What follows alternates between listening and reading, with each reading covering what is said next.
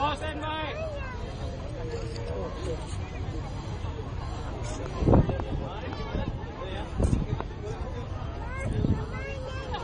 Ya Rasulullah.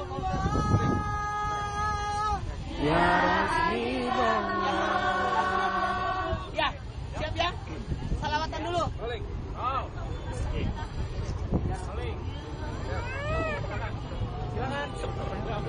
Ya Rasulullah. Ya Habibullah. Ya Rasulullah. Ya Habibullah. Ibni Abdillah Muhammad. Ibni Abdillah Muhammad. Ibni Abdillah Muhammad. Ibni Abdillah. A'udzubillahiminasyaitonirrajim. Bismillahirrahmanirrahim. Assalamualaikum warahmatullahi wabarakatuh. Waalaikumsalam warahmatullahi wabarakatuh. Jamaah. Hei. Oh jamaah. Hei. Alhamdulillah. Alhamdulillah hari ini kita lagi bermain-main silaturahim di daerah Bandung, tepatnya di Alun-alun Bandung. Depannya Masjid Agung Bandung, Jawa Barat. Alhamdulillah. Alhamdulillah, Ini luar ramai biasa. banget nih. Assalamualaikum semuanya. Waalaikumsalam. Gimana kumaha damang? Damang. Alhamdulillah. Aku ya. Senang banget. Sahe. Bahe. Sahe Bang, kocak. Hari ini spesial ulang tahun Transmedia. Betul. Ulang tahun Transmedia yang ke-15. Tepuk tangan dulu. Ore. 15 tahun, gak kerasa Transmedia ini udah bersama-sama sama kita nih. Ya. Ini Masya Allah Pak Ustadz, hari ini kita datang ke sini juga. Wah, pada ada semua katanya deh, ada dulu. Dadah. Bu, ibu-ibu, Ya. sering-sering gosip nggak Bu? Enggak. Seneng apa enggak? Kenapa Bu? Enak. Kalau ngegosip enak ya Bu ya? Ah. Hari ini Bu, kita sedikit membahas, mumpung ada Ustadz Maulana, Ustazah Oki, dan juga Ustadz Syam. Kita angkat tema nih Bu. Temanya memang nggak enak buat ibu-ibu, tapi ini bagus. Temanya jangan gosip. 1, 2, 3. Jangan gosip. Siapa yang suka gosip? Ini ya, luar biasa kalau ibu-ibu. Ini mayoritas sih jamaah ini rumah, hampir 99,9% ibu-ibu masalahnya. Jadi senang banget ya namanya kalau mau gosip gitu loh. Tapi ini yang pertama nih kita harus jelasin juga nih Pak Ustadz. Kenapa sih tema kita yang kita angkat jangan bergosip. Nah, ini Ustadz Maulana, tolong dijelaskan buat ibu-ibu dan juga jamaah di rumah, jamaah yang semua. Kenapa sih bergosip itu menyenangkan Pak Ustadz? Mohon izin waktunya, silakan. Yeay. Jamaah. Yeay.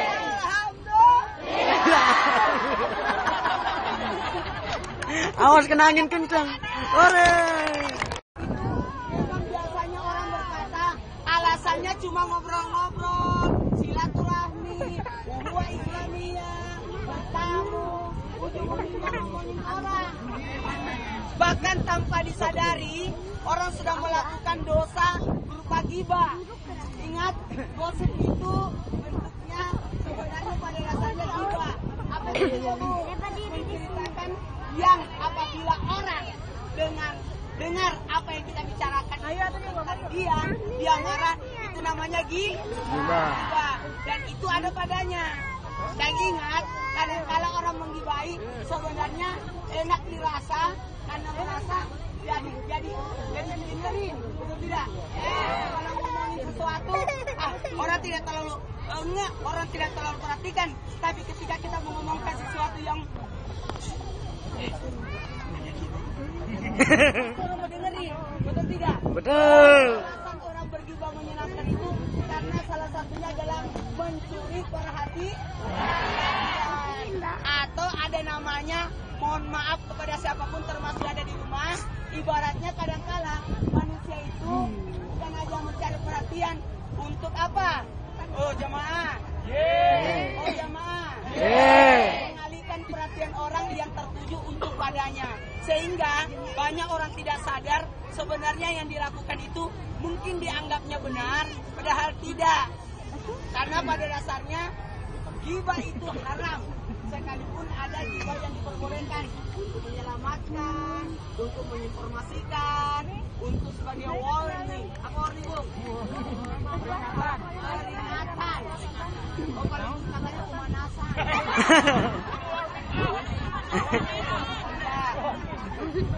Jadi, alhamdulillah. Jangan sampai melakukan hal seperti itu ya. Ya. Mau nggak ibu digosipin? Enggak. Itu jangan gosipin orang. Karena ini tidak boleh. Satu hal lagi yang menyebabkan orang bergosip adalah bentuk kesombongan. Kenapa bentuk kesombongan? Karena merasa dirinya lebih baik dari orang itu, sehingga dia mengomongkan orang itu. Betul tidak? Biasanya orang yang menggosipkan orang itu merasa dirinya lebih baik daripada orang yang digosipin. Merasa dirinya lebih baik daripada orang itu, padahal dirinya belum tentu baik daripada dia. Apalagi dalam bentuk kemunafikan. Apa penyebabnya orang bergosip karena bentuk kemunafikan? Hanya orang munafik yang berani bergosip. Kenapa saya katakan begitu? Karena orang munafik itu lain di mulut, lain Di hati. lain di mulut, Lain di hati. Bukan orang. Hati-hati. Padahal tanpa disadari sebenarnya ketika kita melakukan kemaksiatan berupa gosip itu sebenarnya kita sudah menebang apa? Pohon ukhuwah, pohon persaudaraan. Betul? Kenapa? Menimbulkan permusuhan demi permusuhan. Ingat ya, mohon maaf biasanya yang suka bergosip itu bapak-bapak atau ibu-ibu? Ibu-ibu. Yang jawab ibu-ibu. Jadi aku tidak masalah. Ya. Dan ada juga sebenarnya untuk menguatkan pembicaraannya, untuk menguatkan sesuatu, untuk memperjelas sehingga timbullah gosip. Contoh, Ustaz Maulana itu yang mana? Yang pendek. Nah, untuk mempertegas sehingga timbullah yang orangnya putih orangnya.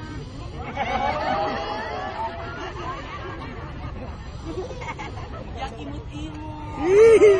Kadang-kala menyebut fisik, menyebut sifat, menyebut agamanya, ibaratnya ibadahnya. Itu termasuk bagian daripada ghibah. Makanya hati-hati. Ibu mau aman? Mau kuatkan diri kita agar tidak melakukan hal seperti itu dengan apa? Menahan lidah. Mana lidahnya, Bu? Menahan sendiri lidahnya, sehingga ibu bisa menahan sendiri. Mohon maaf kepada siapapun, saya mau tanya nih, sakit nggak kalau disakitin dibain orang? Malu nggak? Itu jangan lakukan. Betul. Ini memang susah ya. Masalahnya kalau bisa gosip itu orang bilang apa? Makin digosok, makin tapi kalau kita masalah gosip ini ternyata di Al-Quran juga diajarin bahwa nggak boleh semuanya tentang gosip. Tapi Ustaz bisa disampaikan nih. Dalilnya di Al-Quran ada apa Ustaz? Silakan. Ada surah Al-Hujurat ayat 12. A'udzu billahi minasyaitonir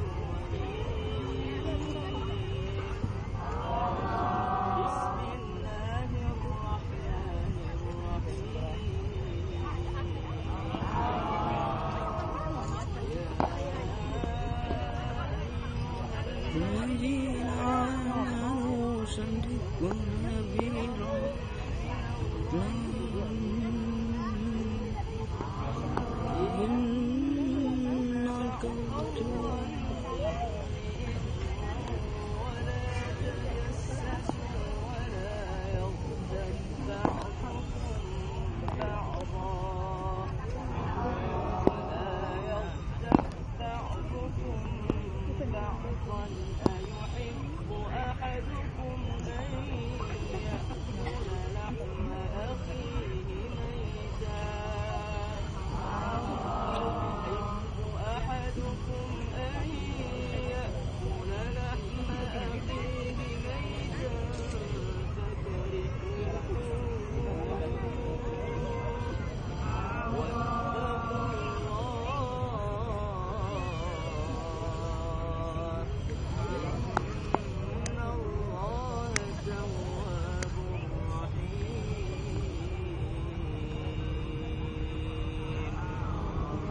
Al-Quran surah Al-Hujurat ayat 12. Wahai orang-orang yang beriman, jauhilah daripada berprasangka, karena prasangka tersebut adalah sebagian daripada dosa. Belum berburuk sangka, tapi masih prasangka. Prasangka tersebut adalah sebagian daripada dosa. Ayuhibbu ahadukum wa la yaghtab ba'dukum ba'dha.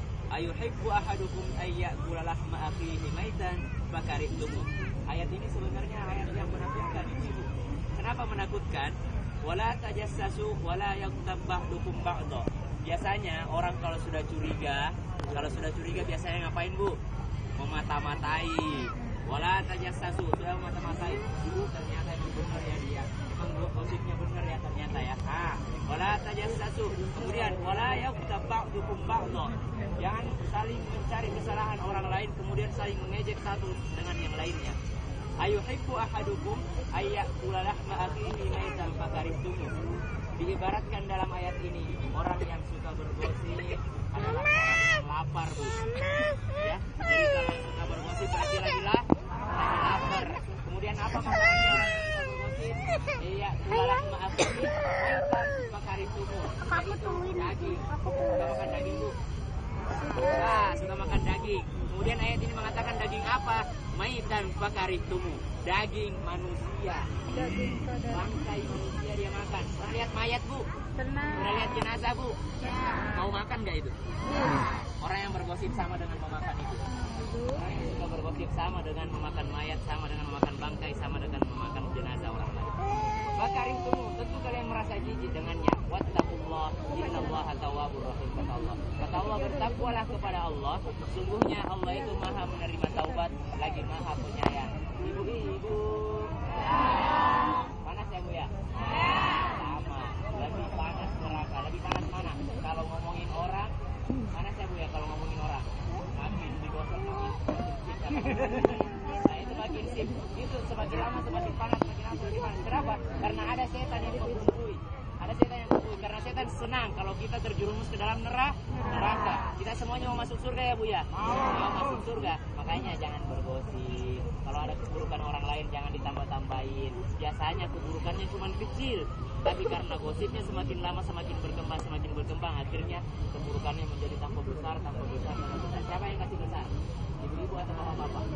Ibu-ibu. Ibu-ibu lagi. Kok ibu-ibu terus sih? Tadi saya lihat ada bapak-bapak yang kesana di belakang bapak-bapak katanya. Sama saja semuanya. Makanya Allah katakan wahai orang-orang yang beriman. Tidak Allah katakan wahai perempuan yang beriman, wahai laki-laki yang beriman. Tidak dikhususkan untuk perempuan gosip ini. Tapi ternyata Allah katakan wahai orang-orang yang beriman. Semua kalau kita ngaku beriman, jangan gosipin orang lain. Suka nggak kalau kita digosipin, Bu? Suka nggak? Kalau gosipin orang lain? Suka. Kalau kita yang digosipin, Sama aja. makanya kita memposisikan diri kita terhadap orang lain. Kalau kita yang digosipin rasanya nggak enak. Makanya jangan gosipin orang lain karena sama saja memakan bangkai saudaramu sendiri. Sangat menakutkan ayat yang disebutkan Allah dalam Al-Quran ini. Karena apa? Karena kita disuruh sama Allah supaya kita takut untuk membicarakan kejelekan orang lain. Tapi tadi ibu-ibu curang. Kenapa? Kalau kira ngegosipin mau, digosipin nggak mau, ibu ya. Curang ibu nggak seru. Harusnya maunya digosipin aja, ibu dapat pahala, ya kan? Karena kan semakin banyak orang yang gosipin ibu kan pahalanya berkurang. Ternyata, Bu, di zaman Nabi juga sebelumnya itu ada cerita-cerita kayak gitu. Nanti akan dibawakan oleh Ustazah Oki. Sebelumnya saya mau kasih juga kesempatan dulu nih. Sebelum kita mendengarkan nanti ada kisah atau mungkin yang akan disampaikan Ustazah Oki, ada nggak nih jamaah di sini mau bertanya sama narasumber kita, boleh? Ayo, Bu. Bentar, yang mana ya? Oh, ini dulu nih. Bu, maaf, Bu. Silakan. Ibu berdiri, Bu. Sini, Bu. Berdiri. Biar kelihatan. Ya, di sini aja nggak apa-apa. Waalaikumsalam warahmatullahi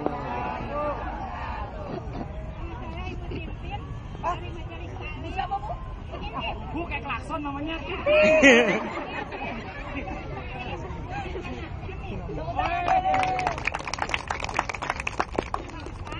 Iya.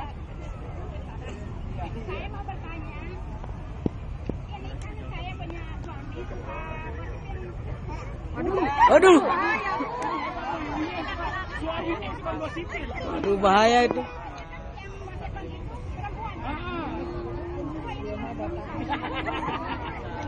Terus terus gimana Bu? Ya udah dibilangnya udah berapa kali tapi nggak mundur gitu. Bahaya tuh. Gimana ibu harus ngomongin apa sama suaminya gitu? Iya. Apa jangan-jangan ibu harus positifin aja suaminya ibu? Solusinya dari kita harus ada. Iya, oke. Terima kasih banyak, tepuk tangan dong buat ibu. Silakan kami lagi. Iya. Ibu sekarang ibu lagi diomongin orang. Tahu nggak kenapa bisa? Itu gelangnya bisa 3. Oh.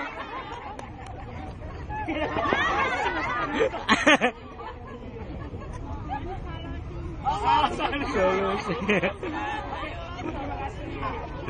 Biasanya orang kebablasan itu karena belum tahu akibatnya. Makanya orang kadangkala pintar ngomongin orang karena belum tahu rasanya. Betul. Makanya suami-suami seperti itu adalah suami bermulut wanita. Dan suami bermulut wanita itu mudah-mudahan nanti ibu berikan contoh-contoh orang-orang yang pernah kena akibat daripada omongan itu sehingga maaf dapat kasus, dibenci orang dan tidak ada dalam artian hilang rezekinya, kasmatnya padanya sehingga disebabkan aja akibatnya. Soalnya kan ibu kan istrinya, jadi sebenarnya ini mengingatkan doa kita Mengingatkan. Nah, tapi itu benar tuh kata Ustadz Bu.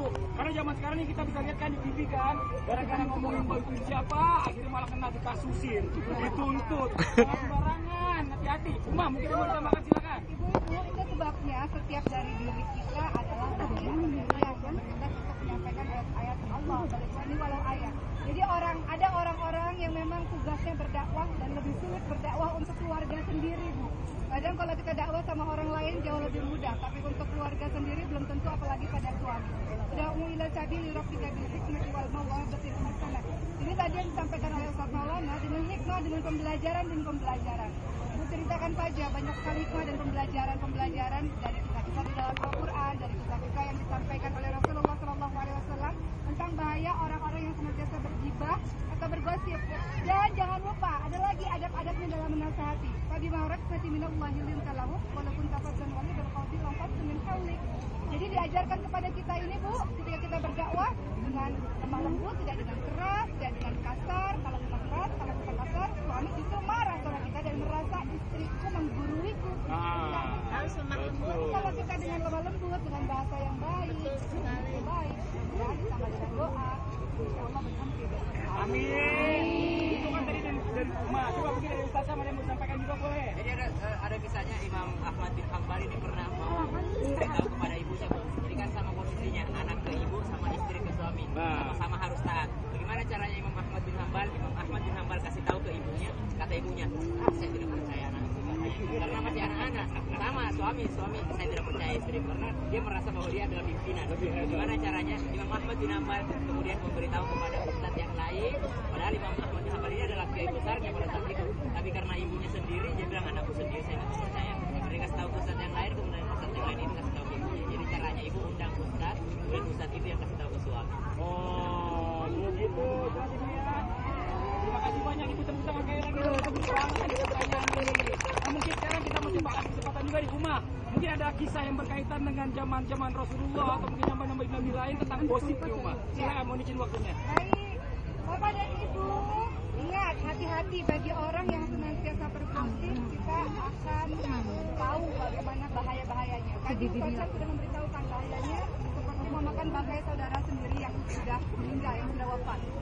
Ini sebuah ayat setelahnya tapi sekarang kita akan mendengar kisah bahwa di zamannya Rasulullah pernah ada orang yang bergosip, pernah ada orang yang bergibah. Ingat hati-hati kalau gibah. Rasulullah itu ketika Mi'raj berkunjung ke nerakanya Allah dan melihat ada orang yang punya kuku dari tembaga dicakar-cakar wajahnya dan ternyata orang ini adalah orang yang bergibah, yang mulutnya suka sekali bergosip. Ini ada kisahnya di zaman Rasulullah. Ibu kenal Aisyah, Bu? Aisyah radhiyallahu anha, istrinya Rasulullah Shallallahu Alaihi Wasallam, pernah kena gosip. Ibu pernah kena gosip, Bu? Pernah difitnah orang, pernah diejek orang, dikata-katain orang. Apa rasanya? Apa yang ibu lakukan? Marah balik, fitnah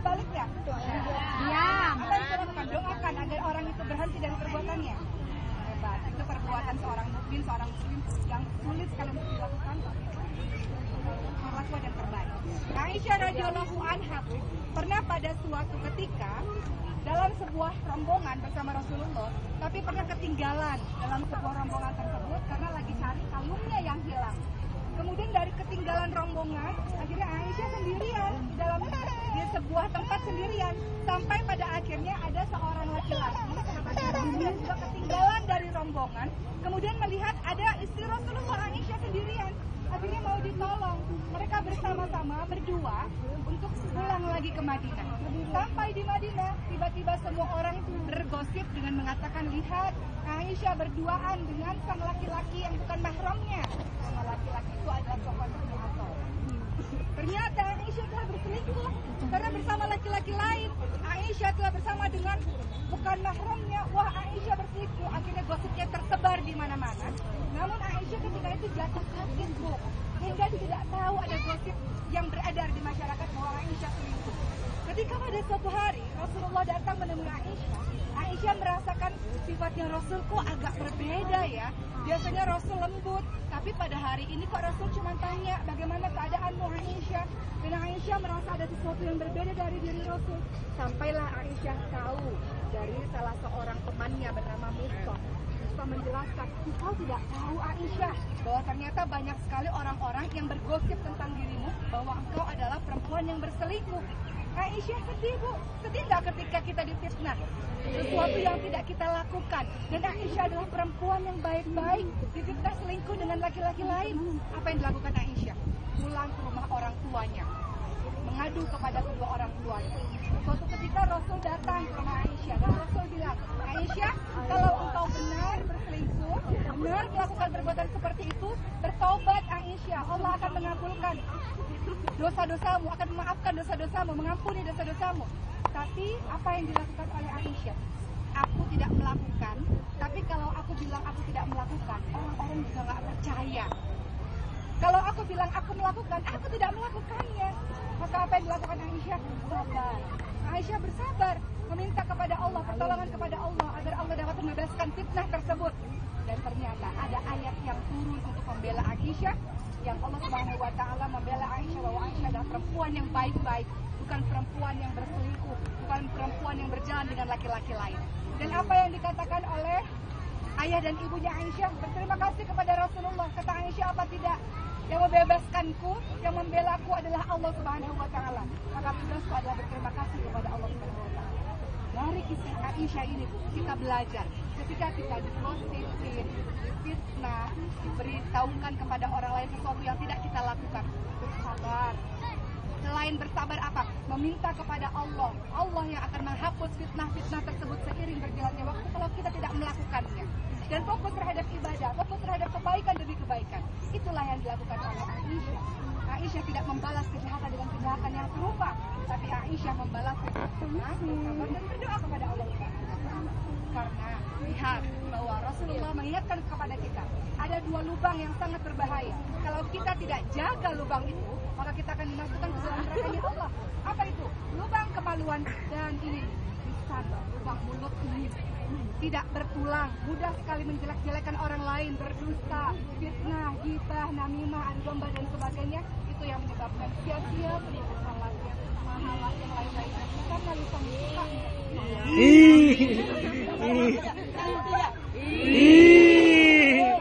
Bu, bergosip sakit hati nggak mau digosipin, Bu? Sakit di mana, Bu? Aku kita belum tahu nih, makanya solusinya bagaimana, Pak Ustadz? Mohon izin nih, karena memang kalau bicara masalah tentang gosip ini dari zaman Nabi ternyata sudah ada. Nah sekarang kita ini harus bagaimana caranya bisa mengendalikan diri agar kita tidak mudah bergosip, Pak Ustadz? Mohon izin waktunya, silakan. Ada caranya. Awas muncrat. Awas muncrat. Ada caranya supaya kita tidak bergosip. Betul. Betul. Cara yang terbaik adalah menyibukkan diri dengan kebaikan sehingga tidak ada waktu untuk sibuk memikirkan orang lain. Iya. Betul. Ngapain urusan orang lain? Urusan lebih banyak. Betul. Enak aja. Sarini. Gimana Sarini? Coba. Yeay. Selain menyibukkan diri kita dengan kebaikan untuk memperbaiki diri, ada juga lagi yang harusnya kita lakukan, berbaik sangka. Baik Sangka. Ketika ada orang bergosip tentang orang lain, kita berkata dia tidak begitu. Kita langsung berbaik sangka sehingga kita telah menyelamatkan orang lain dari berbagai macam dosa, baik itu fitnah, ghibah maupun sesuatu yang menyakitkan hati. Betul tidak? Betul. Selain itu juga ada banyak hal sebenarnya yang bisa kita lakukan ketika kita terselamatkan. Menahan lisan. Tahan lidahnya ya. Siapa yang bisa menahan lidahnya, amanlah dirinya. Dengan cara apa? Tingkatkan iman kita.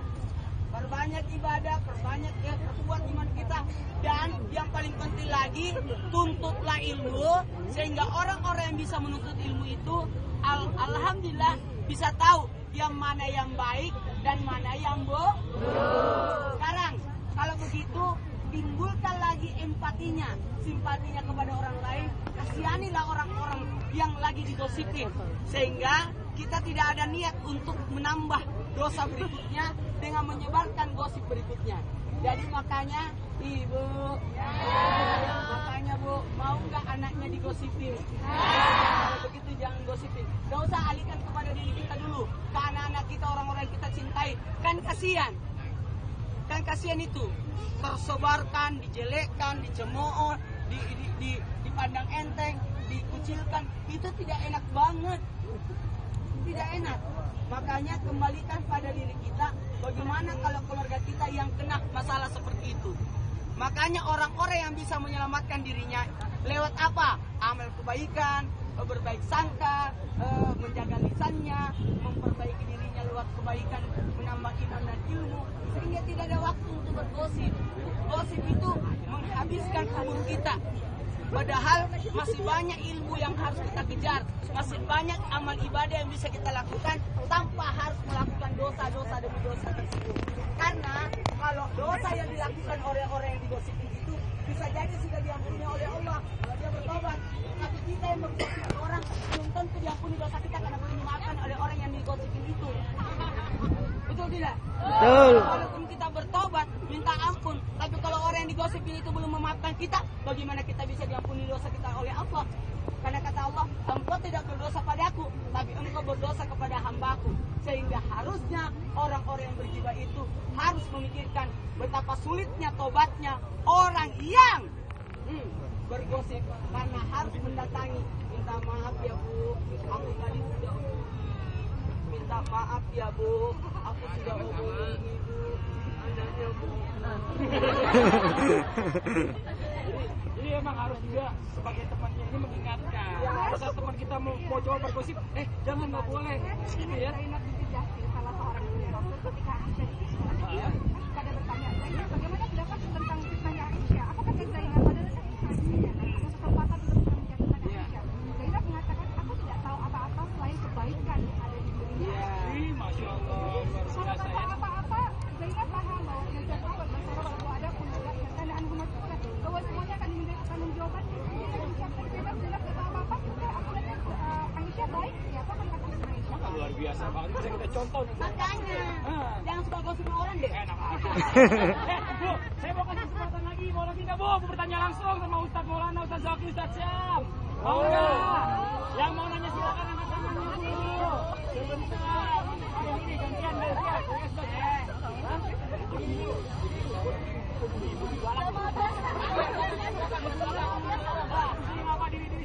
Ibu ini penghuni sorga. Karena yang masuk sorga yang berat timbangannya. Ini ada dua yang mau nanya.